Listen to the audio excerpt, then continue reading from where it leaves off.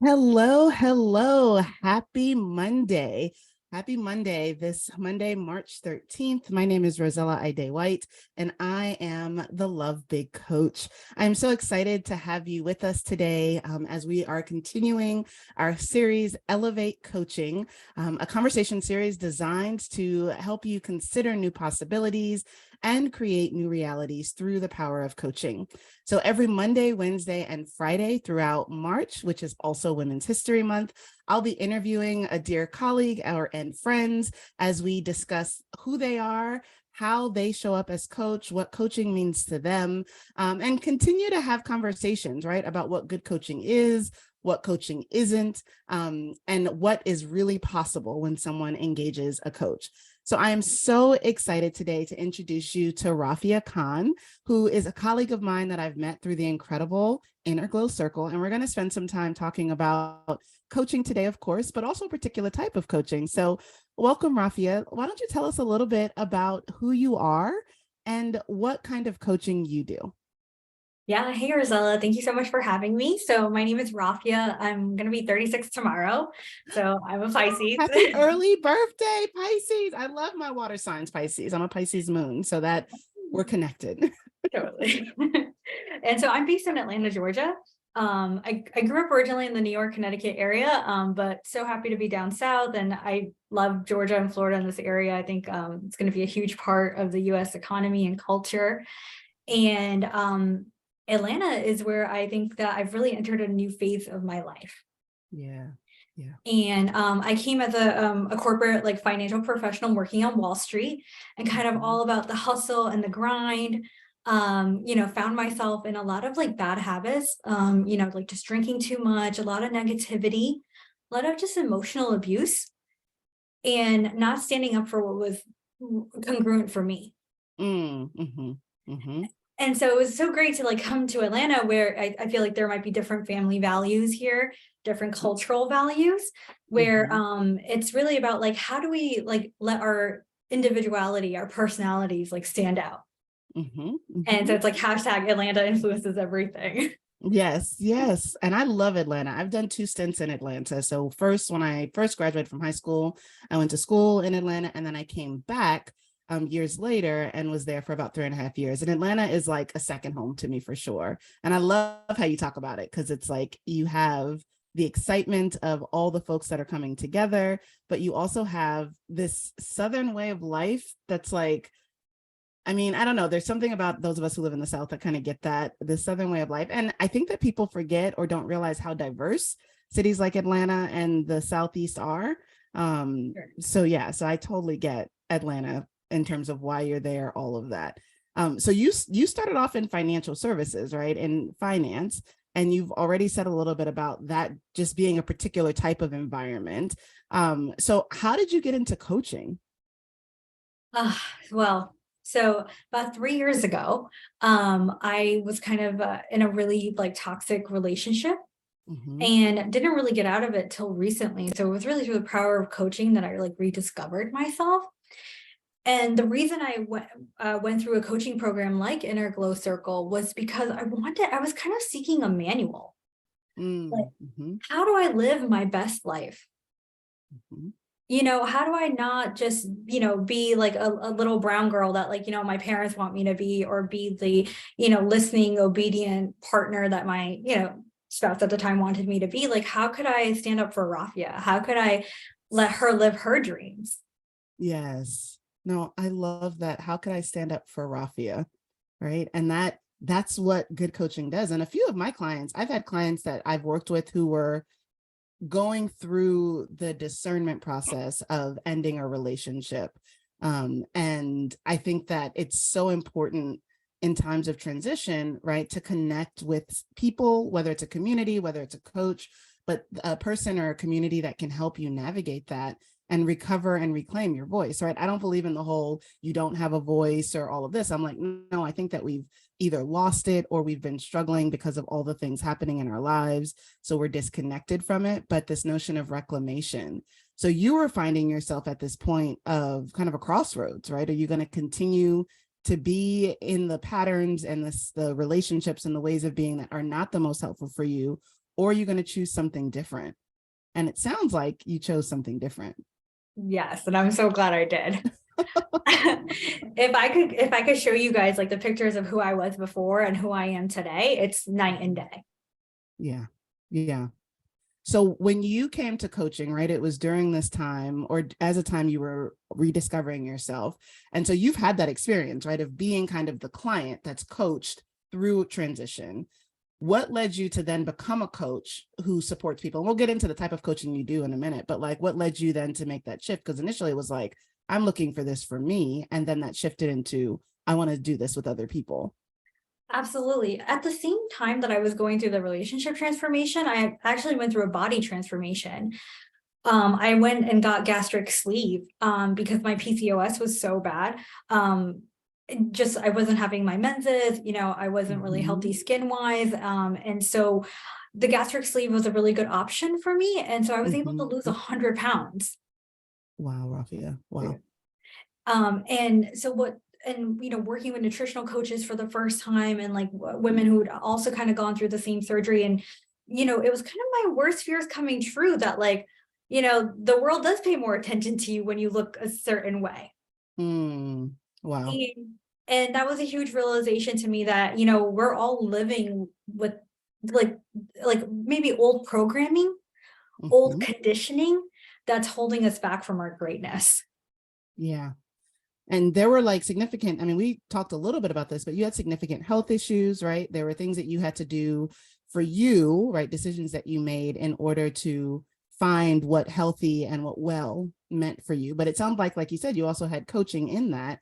And I'm assuming that influenced you specifically in your niche, which is health and wellness coaching. So talk to me a little bit about the coaching that you do with folks. Yes. So having gone through the gastric sleeve, you learn so much about like easy things that you could do to kind of control your weight. And I almost think that if I had been given this coaching before, that perhaps the surgery, I wouldn't have had to do it, but just to take my power back. How is nutrition like a form of empowerment for us? Yes. Yeah. Yeah. And I feel like we kind of limit ourselves, or we don't think that we're worthy of like healthy habits, to go take a walk, to do some breathing exercises, like, oh, that's not for me. Like, that's like for the Zen folks. And it's like, no, like this is for all of us, the human race, right? Like 99% of our DNA is the same. And I love how you said, we don't think we're worthy of healthy habits. I don't think I've heard anyone say it like that before, right? I've heard people say we don't make time, we don't see the value in, it's not that important. But you just said we don't think we're worthy of healthy habits. And I don't hear you saying like this is not about dieting. This is not about like just weight loss for weight loss sake, right? Like this is about those things that we do that nourish our body, right? Our being. So that phrase, worthy of healthy habits, where does that come from for you in your own story? I definitely think it has to do a lot with like, kind of being in that like New York, like London, California, not California per se, but just like the LA, like those hustle and grind cultures that I was in, where it was kind of like you push your body to the max. So you pushed it with caffeine, you pushed it with alcohol, you pushed it with lack of sleep, and it was kind of the race to be the toughest. And those things obviously make us weak. Right. And I say weak in terms of like strong versus weak, not like weak spirited, weak hearted, but like in terms of our physical body, we know that the alcohol, the caffeine, and I mean, sleep is the most important thing. And anyone knows me knows I'm gonna get my sleep. But like the lack of those things really does impact our bodies and our brains. Right. It's like if we are not fueling ourselves well, then we're not able to show up fully. And so, yeah, it's interesting because you were like like you said, you were in New York, you were in London for a while or over in Europe and then in California. So you were in kind of these places that are really steeped in not only like the hustle, but like the aesthetic as well.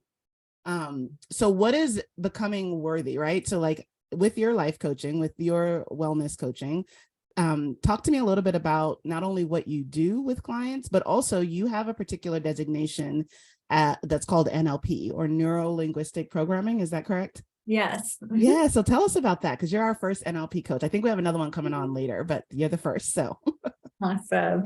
So, Rosella, how we were talking about like how I was looking for like a manual. mhm, So neuro-linguistic programming, right? Neuro having to do with the nervous system or brain, mhm. linguistics in terms of how we speak to each other, and then the programming, right? So kind of like the conditioning. So it's like how you see the world is like how you speak to it, how it's spoken to you, Mhm. and then how that interacts with like our brain matter. And so what I love about it is that I'd love to first just tell you a quick history behind it. Yes, absolutely. It's an area of coaching where it's all about modeling. So when we think about like manifestation, law of attraction, right? Like who do we want to become? Do we want to become an Mhm. Elon Musk, right? Do we want to become a Tom Brady? So what qualities do those people have, exuberate, assume, that we can model? Yes. And so it's kind of like reverse detective work almost, right? Mhm. Finding what you can take. And so what neurolinguistic programming did was there was a great therapist named Virginia Satir in the 60s in Silicon Valley, Palo Alto. She created the Mental Research Institute. And she Mhm. had huge success with couples. She was saving marriages left and right. Oh, wow. Yeah. And so people are like, how are you doing this? Tell us your secret. And she's like, I just realized that, one person might say like, you don't show me love. Another person might say, I don't hear you say, I love you. And it's these different, modalities and like what senses are the most empowering in us is like how we can, either relate to each other better, or it could like tear us apart. Yeah. So kind of love, she was like the predecessor to creating love languages. Okay. Yep. Yep. And so once you kind of know what, where your strengths are, right, you can see where the gaps are and kind of meet in the middle.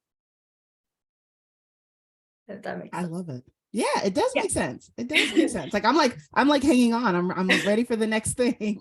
So exactly. So when, it's like, do some people like to go out to eat, or would they want someone to like cook them a meal? Right. Mhm. Does that Mhm. mean more, valuable to them? And so that's what it is. It's like identifying like which, like, are you an auditory person, a visual person, a kinesthetic person? Auditory digital are people that are more into like linguistics and programming. So it's Mhm. like these different ways to relate to each other. I'd love to send your followers a link to see which modality is their strongest. Absolutely. And we can post that down for Mhm. sure with the when we upload this both on YouTube but also on Facebook today. Right. And then it kind of also tells you like, okay, like if I'm a visual person, right, like Instagram might be my thing, right? And I'm very into like how things are decorated and stuff like that. Where if your partner Mhm. is not, if they're more of an auditory digital, it would be more about like, is there order in the room? Right. Is there Right. order in objects? And so you guys might not relate to each other, right? Because you're valuing things differently. And we And so, know that so much about relationships in terms of the success. And I mean, relationships at large, it doesn't matter if it's intimate partner, if it's right. familial, if it's friend, but are about how we're able to connect. And Mhm. like strong relationships, what I call revolutionary relationships, right, happen when there is that sense of connection, there is clear communication, there's speaking to each other and showing up for one another in ways that are meaningful to the other person. So yeah, that all makes sense to me. Yes. So once that body of work was modeled, right, they Mhm. kind of came out this with practitioner training and being like, okay, this is how we can teach it to others. And so what they go through is like, the subconscious mind. How is this part of our brain that's developed from 0 to 7, which is like Mhm. theta Mhm. waves? We're kind of like in hypnosis, just absorbing everything from our Yeah. parents, our elementary schools, our community, maybe any TV shows we're watching, right? How does that 0 to 7 then show up as programming for the rest of your life? Which it does. And this is fascinating because we called it faith formation, first start of life ministry in the first part of my career, right? So it was a ministry leader working in churches and faith communities. And I worked with young people. And I used to do a ton of research around brain development. And one of the things that we found were both the scientific studies, but also the religious studies that connected with the data that talked about how 0 to 3, but like that 0 to 5, 7 age was like the most formative time in someone's life, right? Like in terms of what's happening with brain development and all of those things, like everything in terms of how you think about care and connection. I mean, from a spiritual standpoint, how you imagine a higher being, all of those things, those pathways were like created or are created from in utero until about 7 years of age. So it's interesting because you're talking about this programming that then becomes the blueprint for a person's life. And then you start to become aware as you get older that maybe the programming isn't necessarily in alignment with who I want to be, how I want to be, the way that I want to be in the world. Exactly. And then there's this friction that arises. Right. Right. And I think that's where coaching can come in, because it can kind of address the friction, but also give the client a space to work through it. Yeah. You know? Well, and you and your brother had started something together, and he's a medical doctor. You have your master's in science, like you are kind of in this health and wellness space. I'm curious from your vantage point, because we've had a therapist on before who's also a coach. How do you talk about the difference between NLP coaching and, say, cognitive behavioral therapy or dialectic behavioral therapy? Like, how do you designate the differences between these modalities of support? Absolutely. And I think that they all work great together. I just had Mhm. a therapy session myself, Mhm. Rosella, and it's always about investing in yourself, and and Mhm. finding help whenever you need it. So, proud to say that I went. And what I found was, like, my therapist was actually kind of giving me the answers.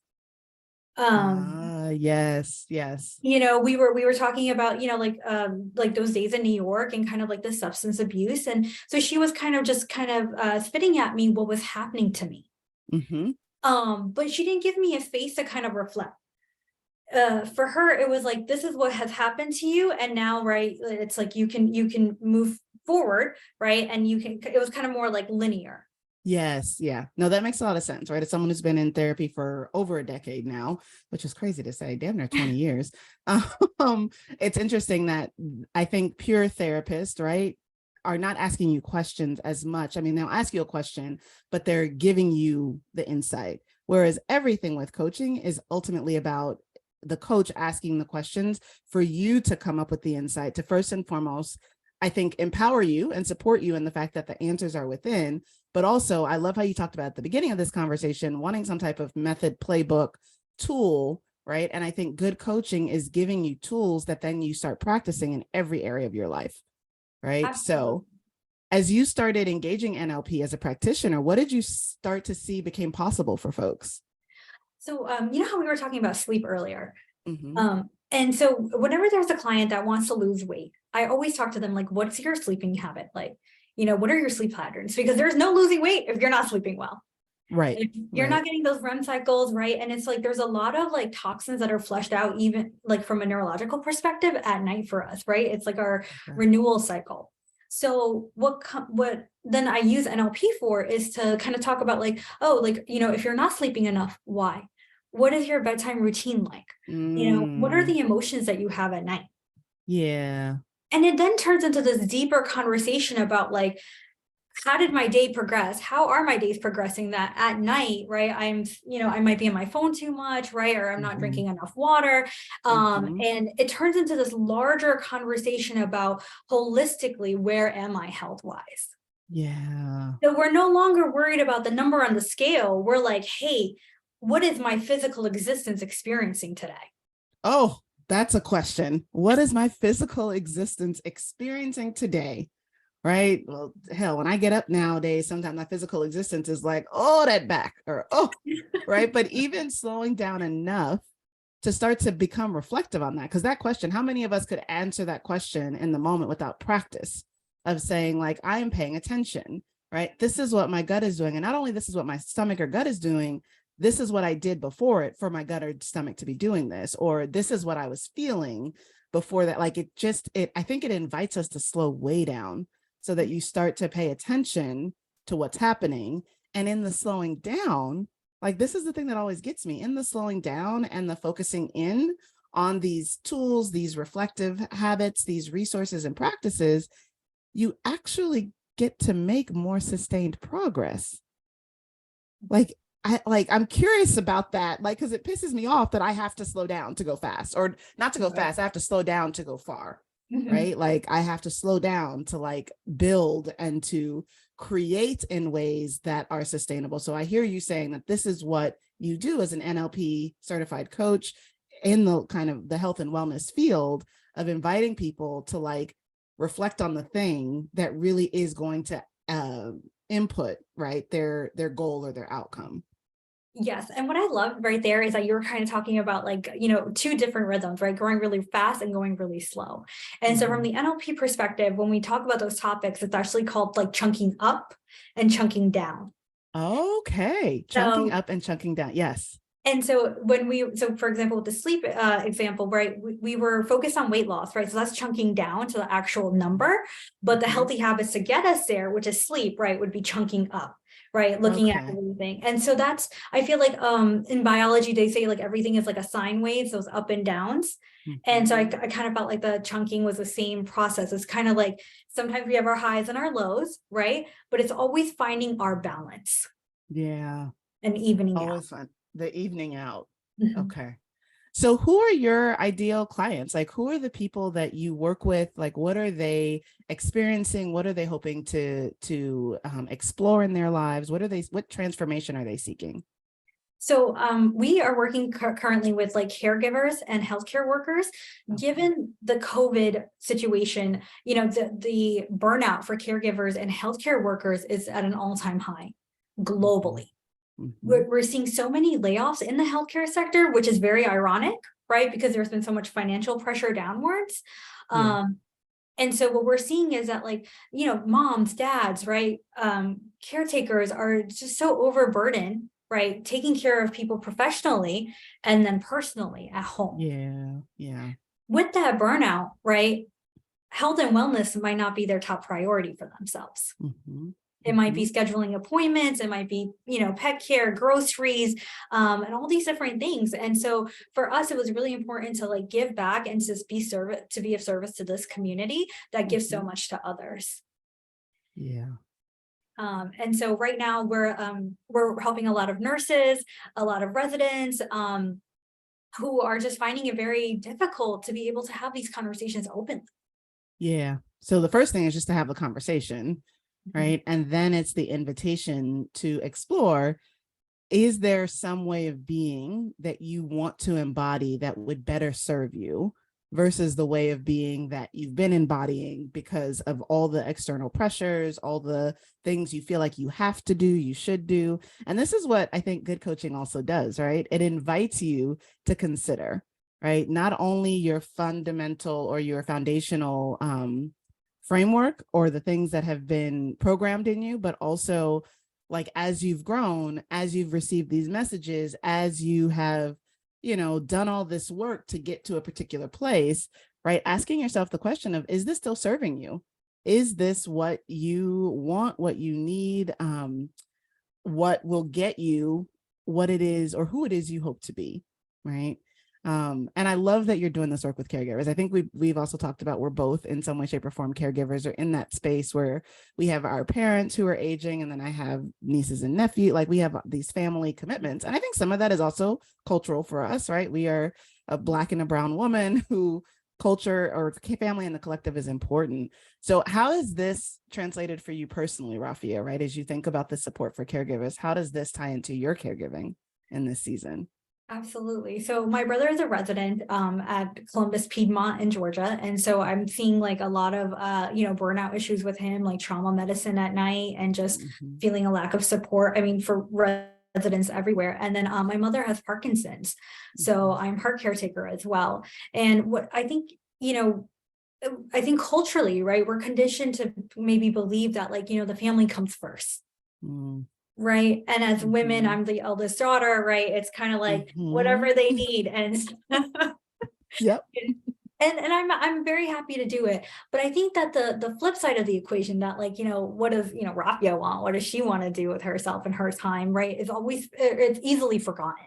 Mm-hmm. And so that's why it's really important for me to like empower clients to be like, no, no, no, your dreams also matter. And there isn't an all or nothing approach here, right? Yeah. It's about finding creative solutions to integrate caregiving while pursuing your dreams.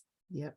Finding the creative solutions. Oh, I Mhm. love this. So how can people connect with you? Like let talk about like how to get in touch with you, where you are. Where you said a little bit about the assessment. So talk a little bit more about that because we'll post a link for sure. But yeah, how can we get in touch with you? So I'm on Instagram at Ciao Rafia. I'd love it if people can contact me through DMs, and I'd love to offer everyone here just what is really great about coaching is that it really starts with, right, like your desires and your wants and needs, and kind of like, if you had a magic wand, what could it be? I also like to take the other micro approach, which is like, what does your day look like today? Yeah, yeah. Right. And so as we're entering the season of spring, like kind of do a little spring cleaning with our time management. Uh, Yes, so I'd yes. love to connect with everyone here and see, like, what is their day like? I know that losing an hour just for daylight savings time is like me.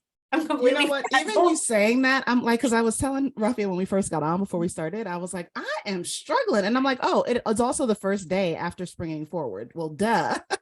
Right. And they say that, like, there's historically there's more accidents on that Sunday because people have lost an hour of sleep. Wow. Mhm. Yeah. See, look at that. So, okay. So Yeah. you would, if people can DM you, connect with you for like kind of a mini, just consult, little introduction to that. And then what is the organization that you're working with now? And yeah, what is the work that that organization does? And if people want to learn more, where can they go? Yes. So I'm currently working with Northeast NLP Plus, which is formed with NLP instructors. And so they go around the country kind of teaching this to everyone. And so their website is enlpplus.com. And so happy to send you guys the link. And so I'm a coach with them currently. So I would love to connect with everyone here and just remind everyone that, our past does not indicate our future, just like heads or tails, right? It's like, it doesn't necessarily mean what was will be.